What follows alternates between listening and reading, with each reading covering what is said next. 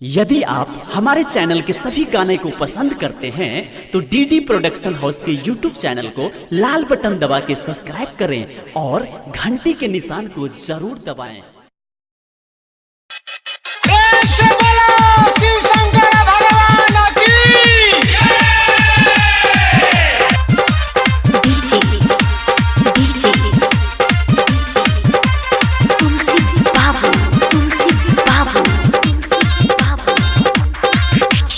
तोहरो बहिनिया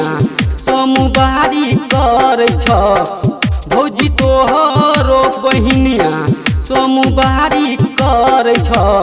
उ त सावन में जल चढ़ावे खातिर गाड़ी खोज छ उ त सावन में जल चढ़ावे खातिर गाड़ी खोज छ भौजी तोहरो बहिनिया सोमवारी कर छ सावन में जल चढ़ावे खातिर गाड़ी खोज छ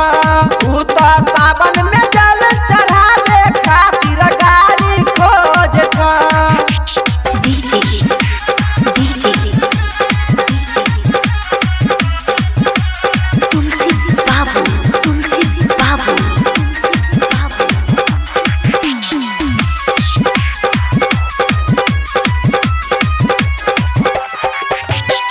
धरती बना वाला गाड़ी करे छै सावन में जाए के तैयारी करे छै दिल धरती बना वाला गाड़ी करे छै सावन में जाए के तैयारी करे छै देख सावन के सोमवारी बड़ा भारी लागे छै देख सावन के सोमवारी बड़ा भारी लागे छै उ तो जलवा चढ़ावे खातिर के तैयारी कर छै उ तो जलवा चढ़ावे खातिर तो तैयारी कर छै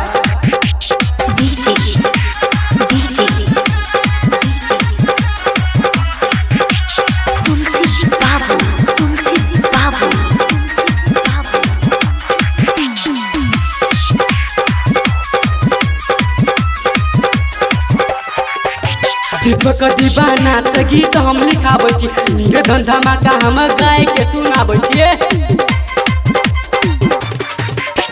दीपक राइटर से गीत हम लिखाबै छी निर्धन धमाका हम गाय के सुनाबै छियै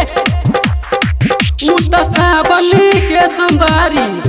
बड़ा भारी लागे छ उ त सावन के सोमवारी बड़ा भारी लागे छ उ तो जलवा चढ़ावे खातिर रोज तैयारी कर छ उ तो जलवा चढ़ावे खातिर तो तैयारी कर छ।